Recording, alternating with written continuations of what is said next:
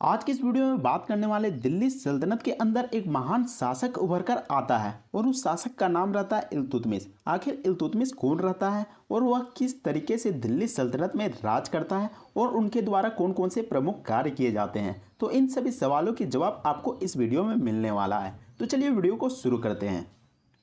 तो सबसे पहले बात कर लेते हैं कि दिल्ली सल्तनत की शुरुआत कब होती है। तो दिल्ली सल्तनत की शुरुआत 1206 ईस्वी में होती है और 1526 ईस्वी में दिल्ली सल्तनत का अंत हो जाता है, जब पानीपत का प्रथम युद्ध लड़ा जाता है। पानीपत का प्रथम युद्ध किसके बीच होता है? तो बाबर और इब्राहिम लोदी के बीच होता है, जिसमें क्या होता है, बाबर जीत जाता है और इब्राहिम लोदी की हार हो जाती है, जो कि 1526 ईस्वी में दिल्ली सल्तनत का पतन का कारण बनता है। और जब बाबर पानीपत की युद्ध में जीत जाता है तो उसके द्वारा मुगल वंश की नींव रख दी जाती है। तो आप समझ गए होंगे कि दिल्ली सल्तनत कब से कब तक चला।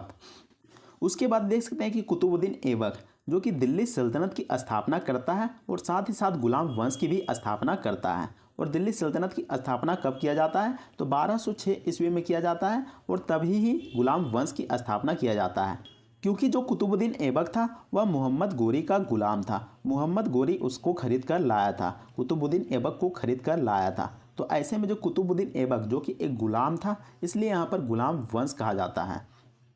और जो कुतुबुद्दीन ऐबक है उसका शासनकाल कब से कब तक रहा था? तो उसका शासनकाल 1206 ईस्वी से लेकर 1210 ईस्वी तक रहा था। जब मोहम्मद गोरी की मृत्यु हो जाती है 1206 ईस्वी में, तब कुतुबुद्दीन ऐबक गुलाम वंश की स्थापना कर देता है, दिल्ली सल्तनत की स्थापना कर देता है। लेकिन जो कुतुबुद्दीन ऐबक है मात्र 4 साल ही दिल्ली सल्तनत में शासन कर पाता है। अब बात कर लेते हैं कि आखिर कुतुबुद्दीन ऐबक की मृत्यु कैसे होती है। तो कुतुबुद्दीन ऐबक की मृत्यु पोलो खेलने के दौरान होती है। और पोलो कैसे खेला जाता है? तो जो पोलो होता है वह घोड़े में चढ़कर खेला जाता है। तो कुतुबुद्दीन ऐबक पोलो खेल रहा होता है 1210 ईस्वी में, तभी वह घोड़े से गिर जाता है, जिसके कारण उसको चोट लग जाती है। और चोट लगने के कारण कुतुबुद्दीन ऐबक की मृत्यु 1210 ईस्वी में हो जाती है, जिससे कि वह दिल्ली सल्तनत में मात्र 4 साल ही शासन कर पाता है। और जब कुतुबुद्दीन ऐबक की मृत्यु हो जाती है तब उसके पुत्र का नाम क्या रहता है? तो कुतुबुद्दीन ऐबक का पुत्र का नाम रहता है आराम शाह। उसको दिल्ली की राजगद्दी में बैठाया जाता है।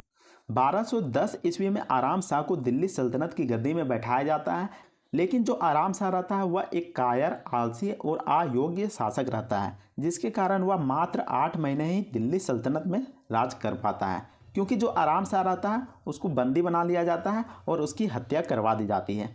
और आराम शाह की हत्या किसके द्वारा करवा दिया जाता है? तो इल्तुतमिश के द्वारा आराम शाह की हत्या करवा दिया जाता है। और जो इल्तुतमिश था उसका शासनकाल कब से कब तक रहता है? तो 1210 कहीं देखने को मिलेगा, 1210 कहीं कहीं पर देखने को मिलेगा और कहीं पर 1211 भी देखने को मिलेगा। तो आपको यहाँ पर कन्फ्यूज नहीं होना है। तो 1211 ईस्वी से लेकर 1236 ईस्वी तक इल्तुतमिश का शासनकाल रहता है।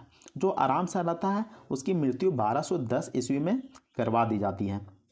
अब बात कर लेते हैं कि आखिर इल्तुतमिश कौन था। तो इल्तुतमिश कुतुबुद्दीन ऐबक का एक गुलाम था, जो कि बचपन में ही कुतुबुद्दीन ऐबक इल्तुतमिश को खरीद कर लाया था।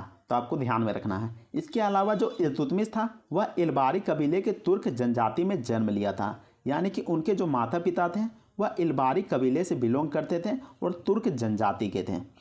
इसके अलावा इल्तुतमिश कुतुबुद्दीन ऐबक का दामाद था, यानी कि कुतुबुद्दीन ऐबक अपनी पुत्री यानी कि बेटी का विवाह इल्तुतमिश से करवाया था, जिससे कि इल्तुतमिश कुतुबुद्दीन ऐबक का दामाद बन गया था। और जब इल्तुतमिश कुतुबुद्दीन ऐबक का दामाद बन जाता है तब उसे बदायूं का गवर्नर भी बना दिया जाता है। गवर्नर का मतलब होता है सूबेदार।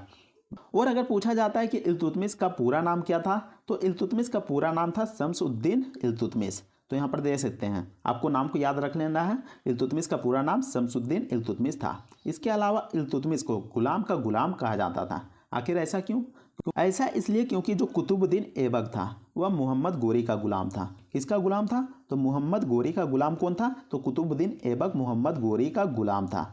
और जो इल्तुतमिश था वह किसका गुलाम था? तो इल्तुतमिश कुतुबुद्दीन ऐबक का गुलाम था। तो यहाँ पर देख सकते हैं कि पहला गुलाम कौन हो गया? तो पहला गुलाम हो गया यहाँ पर कुतुबुद्दीन ऐबक और दूसरा गुलाम हो गया यहाँ पर इल्तुतमिश। तो यहाँ पर दोनों ही गुलाम थे, एक मोहम्मद गोरी का गुलाम था और दूसरा कुतुबुद्दीन ऐबक का गुलाम था। तो पहला नंबर में जो कुतुबुद्दीन ऐबक था वह पहला गुलाम हो गया और दूसरा नंबर में इल्तुतमिश यहाँ पर दूसरा गुलाम हो गया। तो इसलिए यहाँ पर गुलाम का गुलाम कहा गया है। अब बात करते हैं कि आखिर इल्तुतमिश के द्वारा कौन कौन से कार्य किए जाते हैं। तो इल्तुतमिश ने सबसे पहले क्या किया था, तो इल्तुतमिश के द्वारा दिल्ली को राजधानी बनाया गया था। और कुतुबुद्दीन के समय कौन सी राजधानी थी, तो लाहौर को राजधानी बनाया गया था। जब कुतुबुद्दीन ऐबक दिल्ली में शासन कर रहा था तभी लाहौर को राजधानी बनाया गया था, लेकिन इल्तुतमिश के शासनकाल में दिल्ली को राजधानी बनाया गया था। इसके अलावा उसे दिल्ली का वास्तविक संस्थापक भी कहा जाता है, क्योंकि जो इल्तुतमिश था वह लाहौर के स्थान पर दिल्ली को अपना राजधानी बनाया था, इसलिए इल्तुतमिश को दिल्ली का वास्तविक संस्थापक के नाम से भी जाना जाता है। अगर सवाल में पूछा जाता है कि दिल्ली का वास्तविक संस्थापक किसे कहा जाता है, तो इसका जवाब हो जाएगा इल्तुतमिश को कहा जाता है। तो आपको ध्यान में रखना है। इसके अलावा जो इल्तुतमिश है उसको एक उपाधि भी दी गई थी, और उस उपाधि का नाम था सुल्तान आजम, जो कि सुल्तान की एक उपाधि थी। और यह उपाधि किसके द्वारा दी गई थी, तो यह उपाधि बगदाद के खलीफा के द्वारा दी गई थी। बगदाद के खलीफा के द्वारा दी गई थी, तो आपको ध्यान में रखना है। बगदाद के खलीफा ने इल्तुतमिश को सुल्तान की उपाधि थी, जिसका मतलब होता है एक महान शासक। इसके अलावा इल्तुतमिश के द्वारा 2 सिक्के भी जारी किए गए थे। पहला सिक्का का नाम था टंका, जो कि चांदी का सिक्का हुआ करता था, और दूसरे सिक्का का नाम था जीतल, जो कि एक तांबे का सिक्का हुआ करता था। तो आपको ध्यान में रखना है कि इल्तुतमिश के द्वारा 2 सिक्के जारी किए गए थे। पहला नंबर में आता है चांदी का टंका और दूसरे नंबर में आता है तांबे का जीतल। तो यहाँ पर कंफ्यूज नहीं होना है, टंका किसको कहते हैं और जीतल किसको कहते हैं। नीचे में देख सकते हैं चालीसा, जिसको तुर्कान ए चहलगानी भी कहते हैं। आखिर तुर्कान ए चहलगानी क्या था, तो जो चालीसा या फिर तुर्कान ए चहलगानी था उसका गठन इल्तुतमिश के द्वारा किया गया था। और इसमें क्या था, तो जो चालीसा या फिर तुर्कान ए चहलगानी कह सकते हैं, वह 40 वफादार सरदारों की एक समूह था। और उसका कार्य क्या था, तो उसका कार्य था इल्तुतमिश का शासन की रक्षा करना, क्योंकि इल्तुतमिश को डर था कि तुर्की कुलीन वर्ग उसके खिलाफ षड्यंत्र ना रच दे और सिंहासन छीन ना ले। तो इसके कारण इल्तुतमिश के द्वारा 40 वफादार सरदारों का एक समूह बनाया जाता है, जो उसके राजपाट की रक्षा करता है, उसके सिंहासन की रक्षा करता है। और जो इल्तुतमिश था उन वफादार सरदारों पर भरोसा भी करता था, क्योंकि जब इल्तुतमिश सिंहासन पर बैठ रहा होता है तभी कुलीन वर्ग के द्वारा इल्तुतमिश का राजा बनने पर विरोध किया जाता है। तो उन्हें डर था कहीं कुलीन वर्ग के द्वारा कि सिंहासन छीन लिया जा सकता है और उनके खिलाफ षड्यंत्र भी रचा जा सकता है। नीचे में देख सकते हैं इक्ता व्यवस्था। तो इक्ता व्यवस्था इल्तुतमिश के द्वारा लागू किया गया था। और इक्ता व्यवस्था में क्या होता था, तो इसमें सुल्तान के जितने भी सैनिक थे और उनके अधिकारी थे उनको वेतन के स्थान पर भूमि दिया जाता था, यानी कि सैलरी नहीं दिया जाता था और उसके स्थान पर भूमि ही दे दिया जाता था। इस टॉपिक में देख सकते हैं कि इल्तुतमिश के द्वारा कौन कौन सी चीज़ों का निर्माण किया गया था।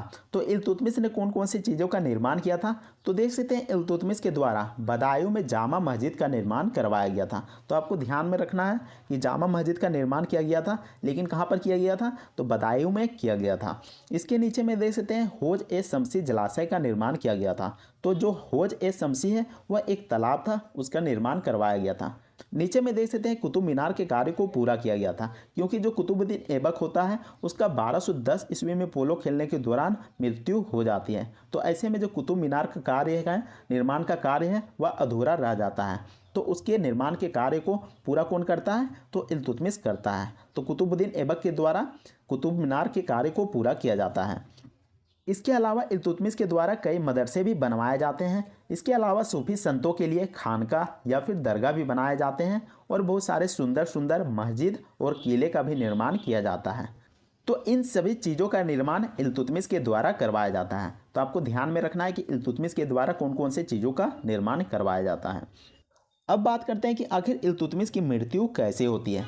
तो इल्तुतमिश जब बामियान आक्रमण के लिए जा रहे होते हैं तभी रास्ते में वह बीमार पड़ जाते हैं। जिसके कारण वह 20 अप्रैल को दिल्ली वापस लौट आते हैं। और दिल्ली लौटने के बाद इल्तुतमिश की हालत और भी ख़राब होती जाती है, वह लगातार बीमार होते जाते हैं और 30 अप्रैल 1236 ईस्वी को मृत्यु को प्राप्त हो जाते हैं। तो इल्तुतमिश की मृत्यु कब होती है, तो 30 अप्रैल 1236 ईस्वी में मृत्यु हो जाती है। तो ऐसे में इल्तुतमिश का शासनकाल कब से कब तक रहता है, तो 1211 ईस्वी से लेकर 1236 ईस्वी तक मात्र वे दिल्ली में शासन कर पाते हैं। और जब इल्तुतमिश की मृत्यु हो जाती है तब उसे कहाँ पर दफनाया जाता है, तो उसे कुतुब परिसर महरौली में दफनाया जाता है। तो आपको ध्यान में रखना है, कुतुब परिसर महरौली में इल्तुतमिश को दफनाया जाता है। आज के लिए बस इतना ही। अगले वीडियो में हम बात करेंगे कि इल्तुतमिश के बाद कौन सा राजा शासक के रूप में उभरता है। अगर आपको ये वीडियो पसंद आता है तो वीडियो को लाइक कीजिएगा और चैनल को भी सब्सक्राइब जरूर कर लीजिएगा। तो मिलते हैं नेक्स्ट वीडियो में, तब तक के लिए जय हिंद, वंदे मातरम।